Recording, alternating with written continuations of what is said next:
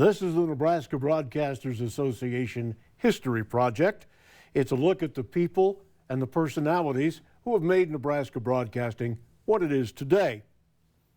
We are recording today at WOWT Channel 6 in Omaha, and thanks to Jeff Sabin for the help and the assistance in getting this recording made. For the NBA, I'm Neil Nelkin. Technical people behind the scenes at Nebraska radio and television stations play a key role in building, maintaining, updating the facilities that we use and depend on every day to communicate with our audience. They are usually unsung, very often unknown. They put in long hours. They're always on call 24/7. As technology continues to advance, they have to continue their education and training and learn the new technologies as it continues to evolve. Key broadcast engineer in the Omaha radio television market for a very long time is our guest today. We welcome Jim Leedham to the Nebraska Broadcasters Association History Project. Jim, good to have you here. Good to be here, Neil. Thank you. We usually start with a brief biography. I don't think it's going to be too brief where you're concerned. You have been just about everywhere, done just about everything when it comes to the technical side of Omaha radio and television. How did you get started? Where did it begin? Well, my father was a broadcast engineer, and I grew up in this business. And I was probably at my first radio station probably back when I was around 5, 6 years old. And I hung around with my dad, and later on down the road when I got into high school, on weekends and things of that nature, I'd go to KOWH back then, 660, and maybe dub off commercials, even sweep the floor around the transmitter. I would do whatever was needed with my dad being there, and that's basically how I got into that was my start. And you never looked back? No. KOWH at the time was located where? It was located initially at 60th and Hartman. That's where the transmitter was. That's where the transmitter and the studios. Both AM and FM were located up there at 60th and Hartman. And later down the road, things got split up, and we moved the AM and the FM actually down to 64th and Hartman. They sold the land that the studios were initially at, studio and transmitter site at 60th and Hartman. They sold that property. KOWH, a legendary Omaha radio station at 660 AM, daytime only, was, of course, at one time owned by the Omaha World Herald, which is where the call letters came from, and subsequently owned by Todd Storrs, the Storrs family, and was the centerpiece of his chain of radio stations across the country, and then was sold again and became part of the Star stations, but not the Star stations that most people in Omaha know of. Yeah, exactly. That Star would have been STARR, and that would have been Pete Starr, and the other Star was owned by Don Burden. And they ended up with KOIL. Yes. KOWH changed call letters a number of times over the years. You were there for some of that. Yes. Yeah, that KOWH, the FM, you're talking about the FM. Let's talk about the FM. The FM originally was, I forgot. KMEO? Yeah, Cameo, thank you. Cameo. KMEO, and it used to be, the transmitter site was located down on the City National Bank building at 16th and Farnham. And later on, when my dad took over, about 1964 as chief engineer, they ended up moving from the City National Bank building, moved that transmitter out to the 60th and Hartman location. And which later on, like I said, they ended up selling the property, and the studios moved to the Prom Townhouse, which was down about 70th and Dodge, and the transmitter site, 64th and Hartman, and that's where the AM and FM both ended up being relocated. The movement of radio stations around the metro played a big part in the development of the city. As the city grew, radio stations moved around to take advantage of that growth. Oh, yeah, absolutely. After KOWH, what was your next stop? Oh boy, let's see. From there, I ended up going to Kansas City.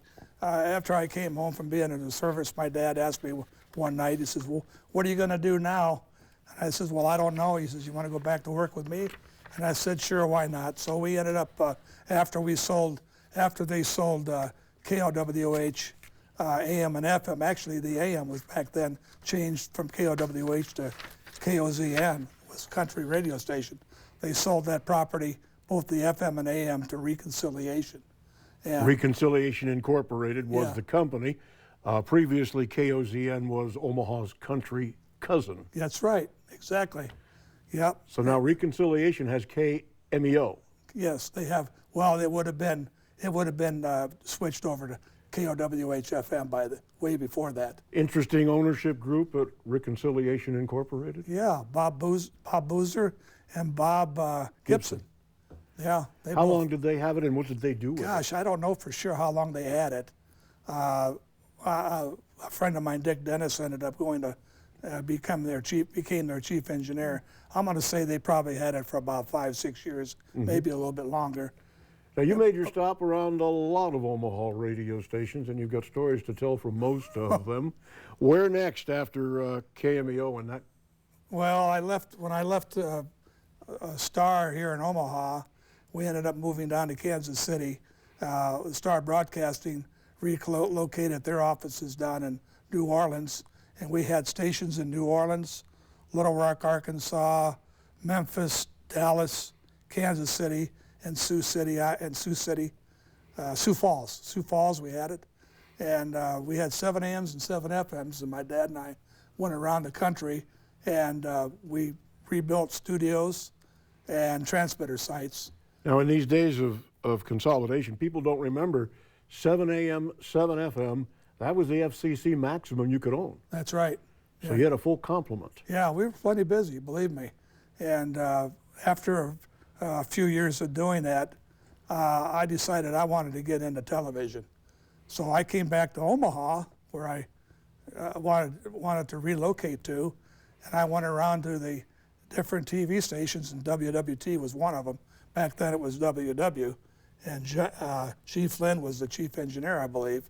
I had a shot at being here, but he hired somebody about a week before I'd been there. Otherwise, I might have had a shot at that. But anyway, I stopped over at KMTV, and Gail Totten was the technical director for May Broadcasting. And May Broadcasting, the owner of KMTV. KMTV. That's where the M came from. KMTV, KFAB, and KFAB FM would later to be KGOR. And of course, the one in Shenandoah. And then they had KMA in Shenandoah. So anyway, after talking to Gail, he kind of chewed me out for leaving Star Broadcasting. He said, "You had a great future there." I said, "No, I know, but I wanted to try TV." But anyway, to make a long story short on that, I ended up going back to Cleveland. I had a shot at WKYC, a 50 kilowatt AM, FM, and TV. And all of a sudden, I got this phone call where I was staying with my aunt and uncle, and my uncle said, "You got a call from a guy by the name of Dick Moen." And Dick Moen was the assistant chief engineer at the time at KFAB, and he was interested in having me come into Omaha, because would you be interested in coming back and talking to us? And when he said KFAB, that's all it took. I was here in 17 hours.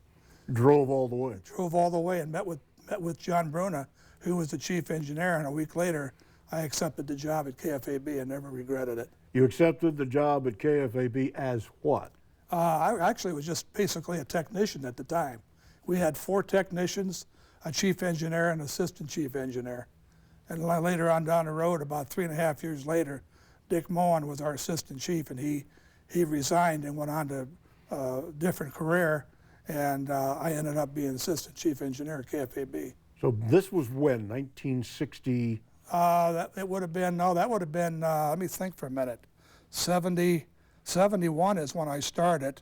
It would have been about 70, probably 74, somewhere in that area when I became assistant chief. And KFAB still, at that time, had a full engineering staff. Yes, we had 4 engineers that were staff engineers that maintained shifts at the transmitter site, and we had a studio.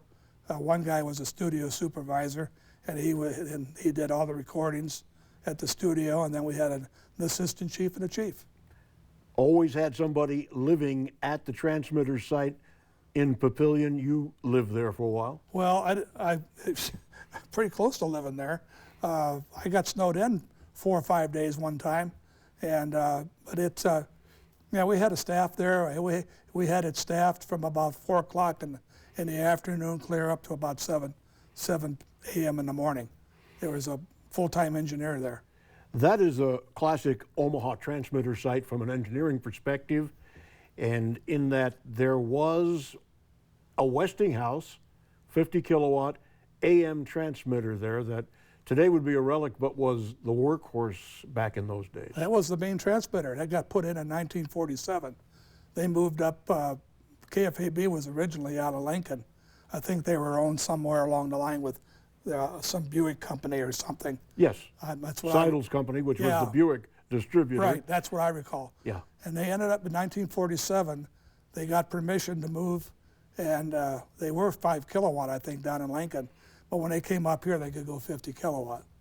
And the Westinghouse was the main transmitter at the time, and they had a 5 kilowatt Westinghouse at the time would have been the backup transmitter. Now this transmitter, this Westinghouse, was a behemoth.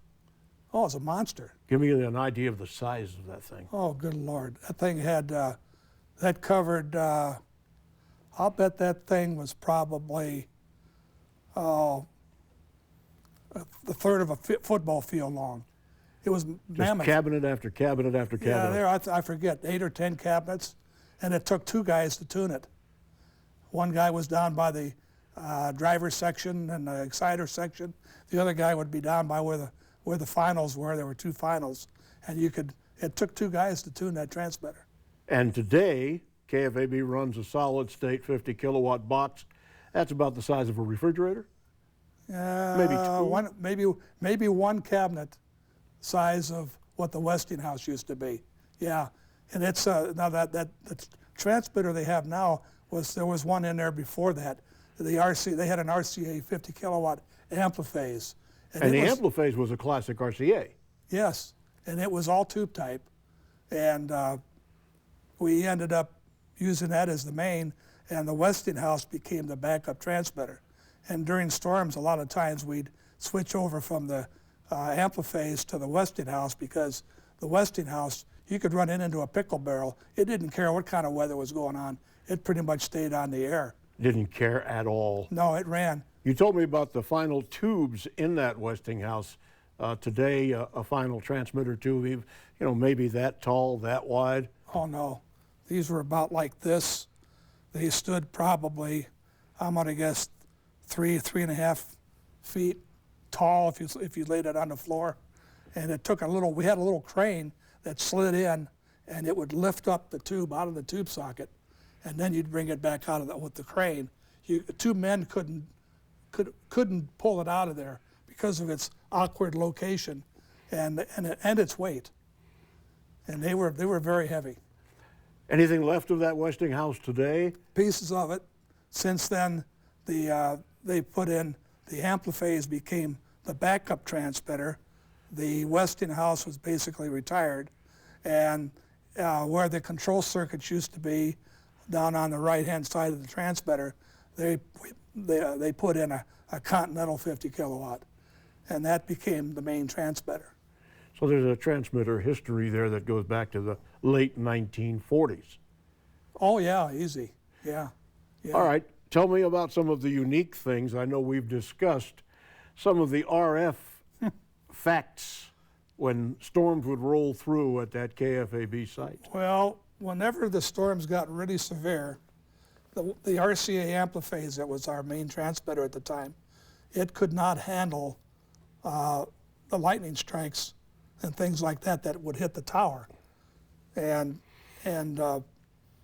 we'd go over to the Westinghouse, and it could handle them. I, as a staff engineer, when I'd go out there during a storm, I always kind of sat in the middle of the transmitter room. And this transmitter room was pretty good size.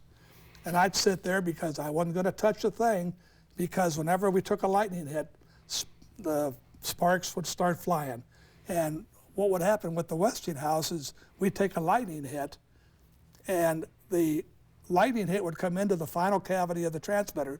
There was 2 finals, come down and short out the tube, and you'd see a white flame and then a blue flame from the RF, and it would shoot up towards the ceiling. And it would burn, the ceiling was on that transmitter was probably about that thick, and it would burn holes. It would turn into an arc welder and burn holes in the top of the transmitter. And it would still stay on the air. It eventually would go down to extinguish what was going on. This all happened in seconds. Also, some stories about the uniqueness of that site with regard to those KFAB towers. Well, once again, there were 4 towers out there, and the first 3 towers were the KFAB directional. The 4th tower cleared down to the, I believe that would have been the east of the transmitter site. That was our FM, our main FM, KFAB FM, and before it became KGOR, of course. And we would take lightning hits. In fact, I drove out one night to cover the transmitter shift overnight, and I was driving down Highway 370, and the storm was so bad, I could have driven without my headlights on. That's how many lightning strikes there were. And as I'm driving down, I'm watching the lightning hit the tower and jump across from one tower to the other. And we had a summer relief guy on there, and when I came in, he asked me, he says, well, normally what we did when we drove in is we would go down to the base of the towers, all 3 towers, and on an intercom system, we would phone back, we would call back and tell him what the base current readings were. Well, I just drove into the building and came in, and he asked me, he says, aren't you going to go out and take base current readings tonight? In the meantime, the RCA amplifier was sitting there going kerchunk, kerchunk, kerchunk, as one lightning strike after another. And I told him, come here, I want to show you something. So I took him out to the back behind the transmitter site, and I said, stand here for a minute and watch these towers. And while we were out there, we had a lightning hit come down, and it went from boom, boom, boom, like that. This guy turned around and goes, I've seen enough, and went back in the building. Then he understood why. In the meantime, later down the road, to solve that problem, we ended up putting a thing called top hats on top of all the Tower 1, Tower 2, and the FM tower. We didn't do the 4th tower because it was a self-supporter, and the top hats that were put on the top of the tower were made, they're octagon shaped, and they had barbed wire coming up. And what that did is it discharges the cloud as a cloud would come over. And so that's how you eliminate the lightning strikes. And we didn't do the center tower, or the Tower 3, because it was self-supported. And the top hats that were made for the FM and Tower number 1 were made big enough to make up for the Tower number 3. Was that a fairly common solution back then? Did many stations do that top hat technology? Fairly new technology at the time.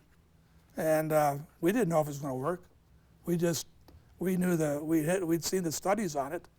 And I want to tell you, it did work. Needless to say, when we put them on, we ran into some problems, because anytime you change with the characteristics of the tower, that affects the impedance of the tower, and that affects the output of the transmitter. So we were able to retune everything. We did that overnight after we put the top hats on and ran at a reduced power to stay on the air. And it was quite a procedure to put those top hats on. Are they still there? They're still there to this day. And on the towers? On the towers. Still working? Oh, yeah. I've been out there when, in the evening, when we'd have a storm come through, and as the front would come through, what you'd see is you'd hear a type sound, and if you looked up above the towers, maybe one particular tower, you'd see a perfectly blue flame from the top of that tower clear up to the cloud. And those points on the barbed wire were doing, they were acting as a discharge, and that cloud was discharging that cloud right through the tower, and it would go to ground, and we didn't have any lightning strikes anymore. If you didn't know what that was, it must have been fairly intimidating. I thought it was extremely interesting. You talked about physics. Yeah. There's your physics right there. the technology behind how to discharge a live cloud like that. And it works to this day. It works to this day. All right, getting out of the weeds, we've been talking some pretty technical things here. You also, when you were at KFAB, engineered football games on a typical football Saturday, right? Describe that to me. Yeah, I got Al Bates was our studio supervisor, and Al always did all the football games with Lyle Brooms, Jack Payne, Kent Pavelka, and Al was going through retirement, and the studio supervisor position was opened up, and I applied for it because that was my first love in this business. It seemed like I really loved audio, and that's what I wanted to be involved in. And it always turned out that I ended up working at a transmitter site with RF to this day. And I still love audio. But anyway, Al retired, but they did away with the studio supervisor position. And in the meantime, Dick Moen had resigned, and I became assistant chief engineer, and I ended up learning how to do the games down at Memorial Stadium with Al Bates. They were breaking me in for that. I only did 4 games. Al came out of retirement just to do football, which was fine with me because our day for football Saturday started about 6 o'clock in the morning. You were lucky if you got home by 8 o'clock. It was a pretty long day, but it was fun. I had fun doing it. I would have kept doing it. You told me about a couple of encounters that you witnessed, say between Lyle Brooms and Kent Pavelka. A little physical? Yeah, Kent, I wish Kent was here to tell you the story. Lyle would be doing the play-by-play, and Kent did the color for it. And Kent would get involved in describing something, and Bremser would want to take over. He'd want it back, and Kent would still keep going. Lyle would haul off and go boom like that right in his side. That's how he would recover the calling of the game. That was his cue to Kent to stop talking. Yeah, my turn, Kent. And I saw that happen. And then another thing we had happen was Al Bates came up with this thing where we had this beehive, and it sat out in front. It was a light. It was a light, and it was used every 30 minutes back then. We had to do a legal ID, and Al realized that it was time for an ID, and Bremser was right in the middle of a call, and Al decided to start hitting that button, and that light was flashing on and off, and Bremser turned around, and he went like this to Al, shook his fist, and also his headset went like this, and his headpiece was sitting like this. Sideways. And I thought it was pretty funny. I tried to maintain my sanity on that one. But yeah, I mean, there was a lot of things that happened. It was fun. You enjoyed working for Lyle Brooms? Oh, absolutely. Oh, yeah. And Lyle was the kind of guy that if he had something to say to you, he said it, and you listened. I had a couple instances where something happened at the studio, and one of them was my wife was pregnant at the time and about ready to deliver at any time, and we had a operator on duty by the name of Jerry McKenna, and Jerry was pretty new to being there, and he was there by himself, and we had a storm come through, and I didn't see it. I was outside, but out west it looked beautiful, but back if you look to the east, it was all black. And so Jerry called me because he was having trouble staying on the air. And what I ended up doing was staying on the phone with him, because I told him, I says, well, I can drive down there, but he says, oh, don't try it, the Papio's flooding out. And he says, it's going to take you half an hour better to get down here. If you stay with me, we can keep this thing going. Well, the next day when I came in, John Bruno, our chief engineer, came up to me and he said, Lyle wants to talk to you. And I says, oh, really? That doesn't happen very often. He says, yeah. And John kind of indicated it wasn't going to be a, hi, how you do type conversation. So I went in and talked to Lyle, and he told me that I should have been down there. And I explained the situation with him, that even Jerry said, stay with me on the phone. We'll be able to keep it going a lot easier than if you tried to drive down here. We're going to be off the air till you get here. So I did, but Lyle says, no, you should have been here, but on and on. Lyle was a really interesting man. He said things to you the way they needed to be said, but he was always fair. He was always fair. And as I was walking out of his office that particular time I got chewed out, he said to me, he says, Jim, he says, I just want to let you know that my door is always open to you anytime, and what we've discussed right here is water under the bridge. That's just the way he worked. You were one of the few folks still around that was a part of McMartin Industries, which was a big operator here in Omaha and supplied a lot of broadcast equipment to stations all across the country. What was it like at McMartin? And you saw some things that maybe gave you an indication about the time to leave. Yeah, it was an interesting job. I always felt that I was a customer service engineer with a guy by the name of Dick Dennis and another fellow by the name of Charlie Goodrich. Who just recently passed. Yeah, I wish, boy, you talk about an interview, that would have been a good one. And but I decided to try this type of career of being a customer service engineer, and you're actually kind of like the chief engineer for everybody that owns your product across the country, and you'd get all kinds of calls about different types of problems on installations or existing transmitters that develop problems. I learned a lot from it. I was with them for a little over a year, and I just sensed there were some issues going on, and they had credit hold, and so somebody would want parts, and we'd order the parts, and a week later they might call me and say, where are my parts? And I'd say, well, I ordered them, and then I found out we were having trouble, and they had stuff on credit hold. So I thought I better move on down the road, and about a year later they kind of started folding up. And Charlie Goodrich bought the parts inventory. Charlie and Dick both did. Charlie Goodrich and Dick Dennis both bought up parts, and they kept things going for as long as they could. Which was fairly long time. Fairly long time. Fairly long time. But now that Charlie's gone, he was a wealth of knowledge on all the products. And of course, Dick is he's still around, but he's since retired, and there's nobody to do this stuff anymore. Which brings me to my next area of discussion. How do we get younger people started in broadcast engineering? It seems to be an area that's tough to find people interested. Yeah, it really is.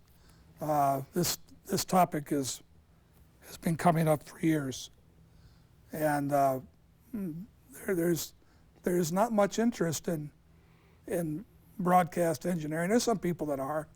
I'm not saying there aren't. Most of the guys that would be qualified for it are IT related.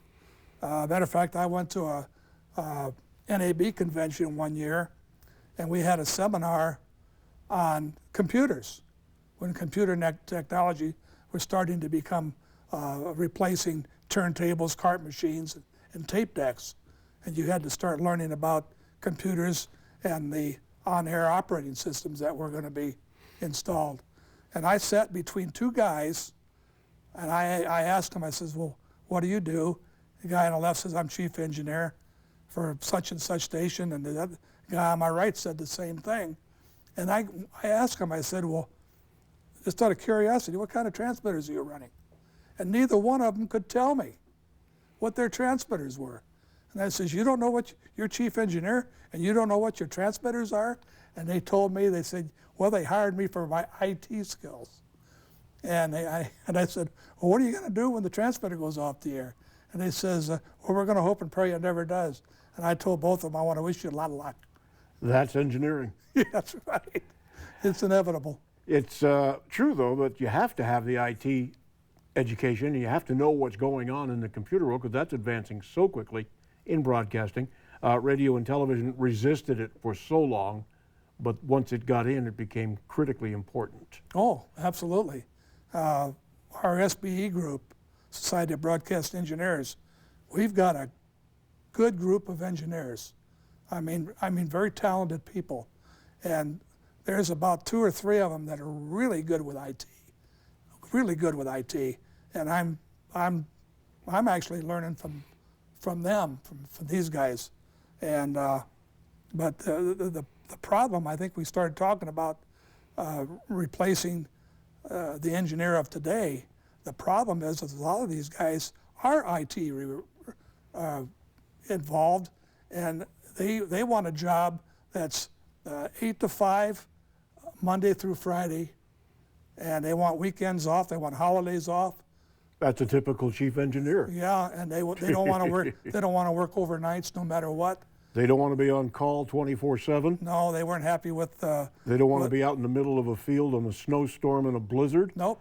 They don't want to be doing what a chief engineer typically does, and for a salary that's maybe a third to a half of what an IT person makes. That's the other issue. Yeah, they weren't satisfied with what you'd make. So where do we go? That's a good question. There's still some of us around that are doing this. I'm technically retired as of August 17th, but You still get called. But I still get called. I still help out, and I don't mind doing it. It's just hard to find guys that want to do this. It's hard to find anybody that's even knowledgeable about RF. That's the big problem. And then you get into things like technical evaluations on directional AMs, high-power directional AMs, like a KFAB. Where do you find somebody that understands that? That's another problem. I was fortunate enough when I was with KFAB, I got to go back to the Cleveland Institute of Electronics, and they had a week seminar on directional arrays, and it was really good. And intense. Yeah, it was very intense. I learned a lot from it, and I also learned a lot by being around the business for many years. We had a 6-tower directional down in Kansas City that I helped a friend of mine put together. Learned a lot from that. We've got a number of directional arrays here in the Omaha area, and it's tough when things get out of phase or when something goes down. How do you solve those problems? I mean, 1290 is directional, 1420 is directional, 1110 is directional. There are some issues here. Yeah, absolutely. If you don't understand anything about directional arrays, it's a problem. One other area, the transition back in the day from analog to digital, from tubes to solid state. How big of a revolution was that at the time? Well, it was pretty much a shock to the system in some cases. Literally. Yeah, I mean, I grew up in the tube era, pretty much, and when I went to school, we were just starting to learn about transistors, and the basic transistors were things called PNP and NPN transistors, and now they've got integrated circuits and then all kinds of stuff going on with it that's even made it even more complicated.